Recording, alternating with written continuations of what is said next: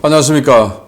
신의균 국방TV 시큐리티 뉴스입니다. 자, 오늘도 아주 중요한 안보 소식, 또 우크라이나 소식, 여러 가지 소식 알려드리겠습니다. 중국의 태풍 개미가 상륙했습니다.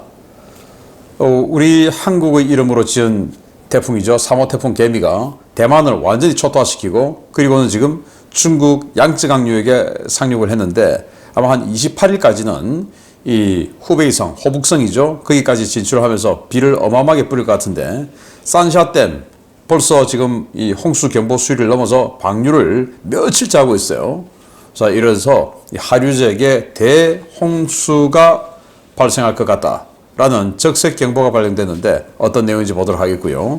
자, 그리고 이 러시아가 우크라이나에 대규모 드론 공격을 했습니다. 그런데 이 과정에서 우크라이나와 접경하고 있는 루마니아 쪽으로 드론 몇 대가 그냥 직진해서 그 우연히 튕겨간 게 아니고 그냥 아예 비행을 해 가는 것을 루마니아 군이 대공포로 전투를 벌여서 대공전투를 벌여서 격추를 여러 대를 시켰는데, 이거 항법장치 분석해 보면 원래 루마니아를 찍었는지 아니면 우연히 패스해서 간 건지 알 수가 있죠. 어떤 내용인지 보도록 하겠고, 자, 트럼프 대통령 저격한 그 저격에 관한 의회 청문회가 열렸는데, 그 청문회에서 정말 너무나도 놀라운 그런 사실들이 밝혀지고 있습니다. 어떤 내용이 밝혀지고 있는지 보도록 하겠습니다. 첫 번째입니다. 어제 있었던 미 의회 상하원 국토안보위원회 청문회에서 트럼프 사건과 관련한 충격적인 진상들이 폭로됐습니다. 비밀 경호국과 펜실베니아 경찰이 사건 발생 전부터 범인을 인지하고 있었고, 범인의 신상에 관한 조직적인 가짜뉴스 살포도 있었던 것으로 확인되었습니다. 지난 7월 13일 펜실베니아주 버틀러에서 있었던 도널드 트럼프 전 미국 대통령 저격 사건 당시 비밀 경호국과 펜실베니아 경찰이 저격범의 움직임을 2시간 전부터 관찰하고 있었고, 저격범이 총격을 시작한 뒤에도 곧바로 대응하지 않은 것으로 확인되었습니다. 7월 25일 미 의회 청문회에서는 비밀 경호국과 펜실베니아 경찰이 제출한 당시 상황 관련 보고서와 경호작전 계획서 등이 공개되며 당국의 이해할 수 없는 움직임들이 폭로됐습니다. 범인 토마스 매튜 크룩스는 범행 3시간 전에 무기를 소지한 채로 경찰 검문을 통과해 행사장 안으로 들어왔고, 행사장을 배회하며 레이저 거리 측정기로 최적의 저격 장소를 찾기 위해 이곳저곳 움직였는데요. 경찰들은 이것을 확인하고 크룩스를 3시간 동안 감시한 것으로 드러났습니다. 범인이 가방에 총기와 각종 장비들을 휴대한 채로 경찰 검문을 통과한 것도 의문스럽지만, 문제는 경찰로부터 거동 수상자에 대한 보고를 받은 비밀 경호국의 반응이었는데요. 경호국은 보고를 받고도 아무 대응도 하지 않고 이후 올라온 경찰 보고를 모두 무시했습니다. 사건 현장은 버틀러 경찰국 관할이었지만 해당 현장에는 인근 비버 카운티 ESU 팀 소속 특수부대원들이 지원 나온 상황이었고요. 비버 카운티 경찰은 사건 현장에 있던 저격팀이 당초 알려진 2개가 아닌 3개였고, 이 가운데 C 유닛이 저격범이 있던 바로 뒷 건물 창문에서 그를 촬영하고 있었다고 밝혔습니다. 범인은 사건 발생 20분 전인 오후 5시 52분 옥상에서 사격 준비를 마쳤고, 이 모습은 모든 저격팀이 보고 있었는데요. 각 카운티 경찰의 상급기관은 펜실베니아 경찰과 비밀 경호국은 행사를 취소하고 대응해야 한다는 일선 경관들의 보고를 모두 무시했습니다. 오후 6시 트럼프가 단상에 올라가 연설을 시작하고 약 10분 뒤인 6시 12분 범인이 사격을 시작했는데요. 범인이 반자동 사격으로 8발을 쏠 동안 그를 조준하고 있던 3개의 저격팀은 대응하지 않았습니다. 범인이 반자동 사격으로 8발을 쏠 동안 그를 조준하고 있던 2개의 저격팀은 대응하지 않았습니다. 범인을 사살한 것은 다른 방향을 감시하고 있던 저격팀이었는데요. 3시간 내내 범인을 감시하고 있던 경찰들이 아무 대응도 하지 않은 점, 범인을 조준하고 있었음에도 범인이 8발을 쏠 때까지 대응 사격을 하지 않았던 2개 저격팀에 대해 의원들은 질타를 쏟아냈습니다. 이 때문에 청문회장에서는 비밀 경호국과 펜실베니아 경찰이 트럼프 저격을 방조했다는 성토가 쏟아졌는데요. 도대체 이 사건의 배후에 누가 있기에 경호국과 경찰이 손을 놓고 있었는지 의구심이 커지고 있습니다. 정말 충격적인데요. 여기 FBI 수장까지도 나와서 질타를 받았는데, 자, 하나하나 지금 말씀을 좀 드리겠습니다. 자, 일단 이 크리스토퍼 레이 FBI 국장은 도대체 뭐 계속 물어보면 다 모른다, 전부 모른다고 이야기했어요. 보고받은 것도 없고 아직 이 실상을 모르고 있다라고 해서 의원들로부터 맹폭을 받았습니다. FBI 국장이 지금 이 내용에 대해서 전혀 모른다라는 건 말이 안 되죠. 그런데 전혀 모른다, 계속 모른다라고만 잡아떼고 있는 FBI 국장이고요. 자, 여러분들 기억하실 겁니다. 트럼프 대통령 뒤에 이 모습을 한 저격팀들이 바로 사진 뒤에 보였죠. 그런데 이 사람들은 지금 바로 그 범인 매튜 크룩스를 이렇게 보고 있었어요. 조준하고 있었습니다. 그런데 원래 이 사람들은 이 방향을 보는 게 아니고 청중석 쪽으로 봐야 돼요. 왜냐? 청중 중에서 누군가가 위해를 가하는 자가 나타날 것을 우려해서 청중 쪽을 계속 이렇게 서치를 해야 되는 겁니다. 그러면 이쪽은 왜 보면 안 되냐? 볼 필요가 없어요. 왜?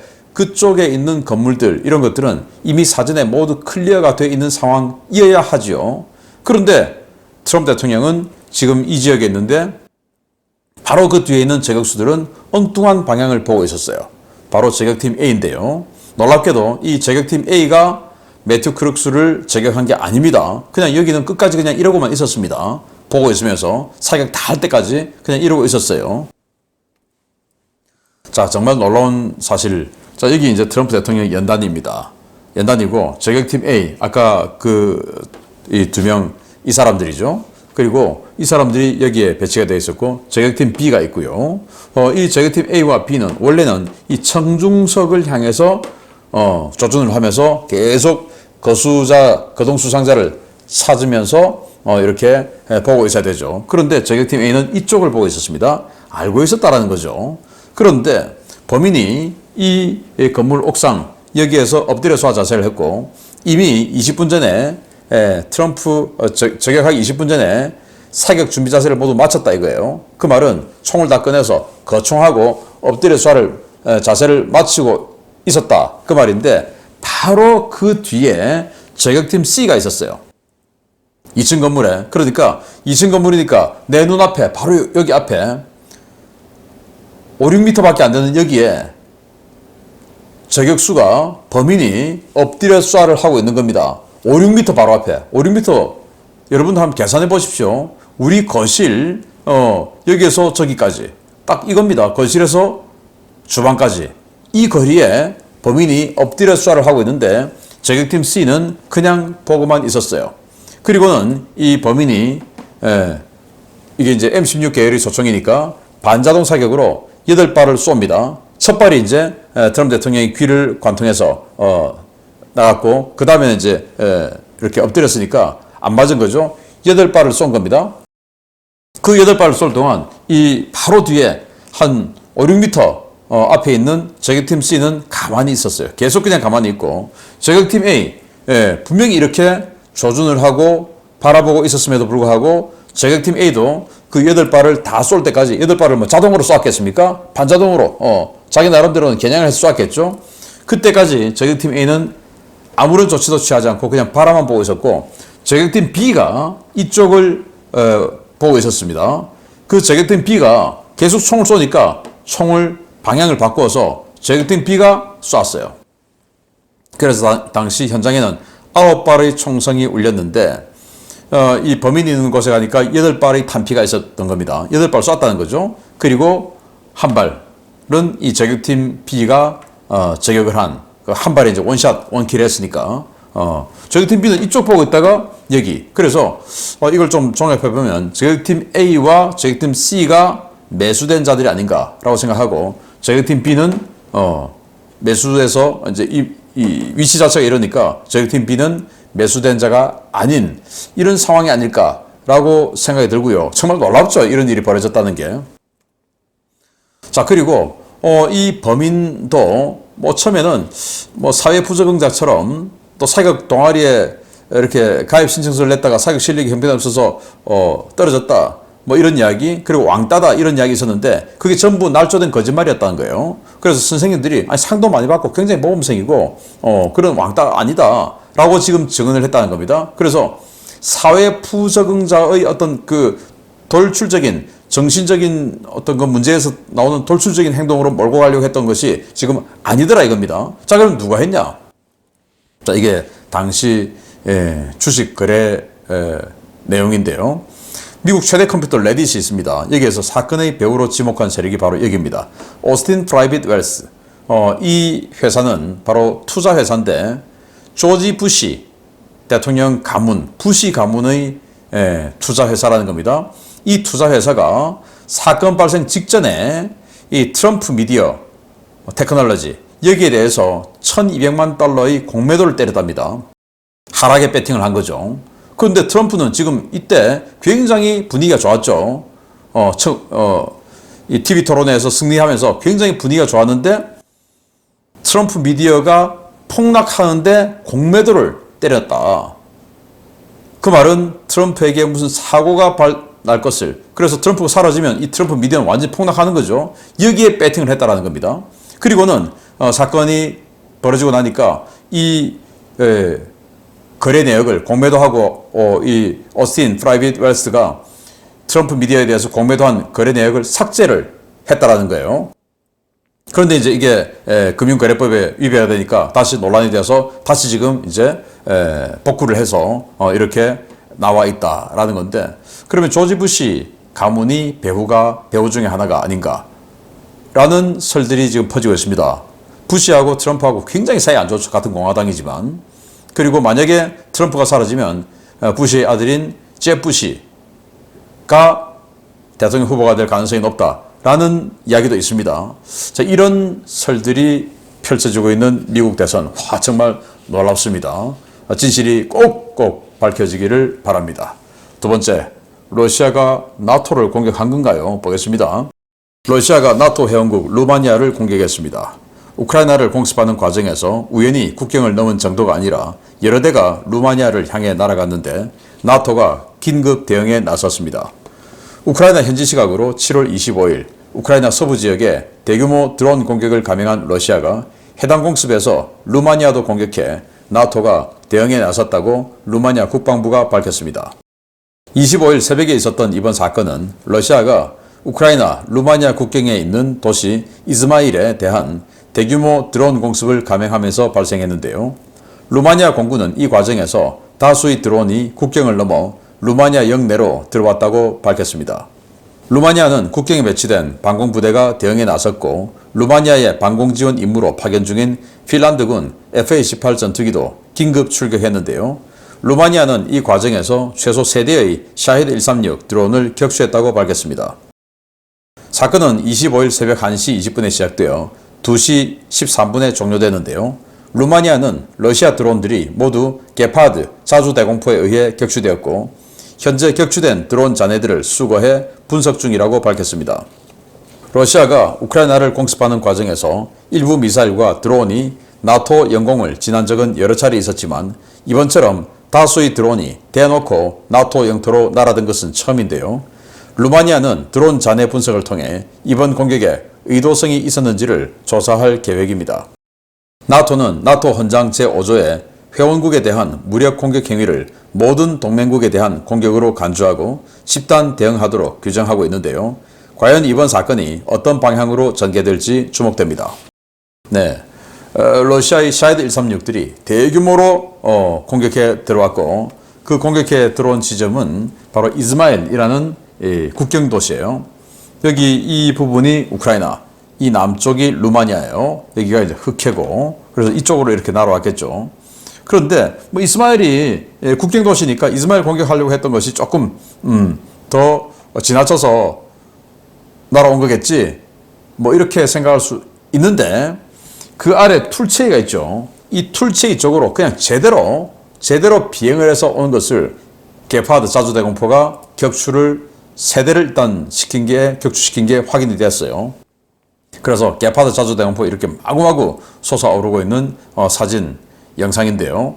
이렇게 해서 대공전을 펼쳐서 3대를 격추시킨 게 확인되었고, 그리고 이제 그 떨어진 잔해들은 이렇게 나왔는데 숲이라서 인명피해는 다행히 없었다라고 합니다. 자, 그런데 여기 항법장치 메모리 카드가 있죠. 이걸 이제 분석해보면 애초에 이 툴체이 등을 딱 찍어서 비행을 시켰냐. 자동 함법 장치니까 그걸 알 수가 있는 겁니다. 만약에 정말로 툴체이 같은 루마니아 영토를 사전에 입력을 해서 비행을 시켰다. 그러면 나토를 공격한 거죠. 그게 아니고 이스마엘을 입력을 시켜놨는데 이게 그냥 뭐 항법장치 오류로 더 진행을 한 거다라고 하면 뭐 항의 차원에서 끝날 수 있지만, 이게 만약에 정말로 툴체이를 입력해 놓았다면 이거는 상당히 심각한 문제로 비화될 수 있는데 어떤 결과가 나올지 주목하면서 지켜봐야겠습니다. 세 번째입니다. 지난 6월부터 중국 각지에서 전례 없는 폭우와 홍수가 속출하고 있는 가운데 대만을 초토화시킨 3호 태풍 개미가 중국에 상륙했습니다.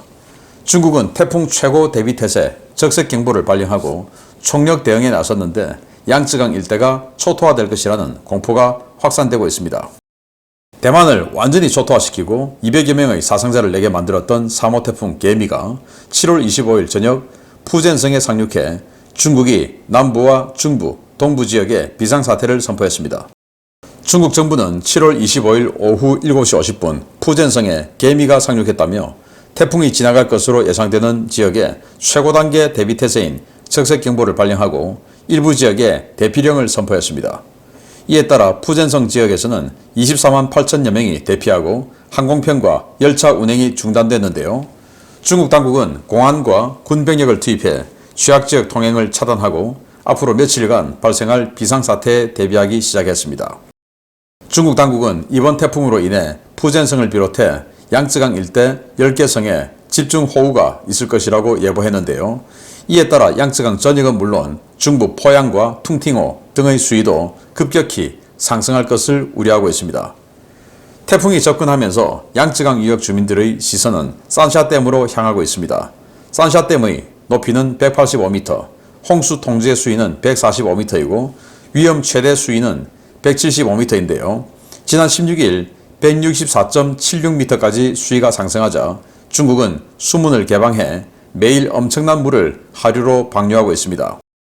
7월 26일 기준 산샤댐 수위는 160.16m로 홍수 통제 수위를 한참 넘어선 상황인데요. 중국 당국은 태풍이 양쯔강 유역을 휩쓸며 엄청난 집중호우를 쏟아내 댐의 수위가 더 올라갈 것을 우려하고 있습니다. 중국이 산샤댐의 안전을 위해 방류량을 늘릴 경우 댐 하류에 있는 주요 도시들은 그야말로 쑥대밭이 될 가능성이 높은데요. 과연 태풍 개미가 중국에 얼마나 큰 재앙을 가져다 줄지 지켜봐야겠습니다. 네, 이 동아시아 지역의 여러 나라들이 이름을 하나씩 제출하죠. 그래서 그걸 이제 돌아가면서 쓰는데 이번에는 한국이 제출한 이름 개미, 개미가 3호 태풍이에요. 그게 지금 대만 북쪽 지역을 핥히고 지나가서 건너편, 대만 해협 건너편에 있는 중국 푸젠성에 상륙을 한 겁니다. 자, 그래서 상륙할 때는 중형 태풍이었고 지금은 소형 태풍으로 줄어들었지만 바람은 좀 약해졌지만 아주 큰 비구름은 계속 몰고 가고 있다라는 것이 기상당국의 설명입니다. 자, 그래서 이 산샤댐에 이미 16일부터 홍수 통제 수위를 한참 넘어서서 방류를 계속 하고 있는데, 방류하고 있으면 당연히 하루에 지금 수량이 많아지겠죠. 우리나라도 올해 장마가 꽤 길었지 않습니까? 중국도 마찬가지였던 거예요. 자, 이런 와중에 굉장히 강력한 태풍이 비구름을 몰고 양쯔강으로 들이닥쳤다. 그래서 이게 28일 정도까지 이 태풍이 계속 활동을 한다고 합니다. 그러면서 후베이성 이쪽까지 진출을 한다고 하는데, 후베이성이면 이제 산샤댐 있고 이 지역 아니겠습니까?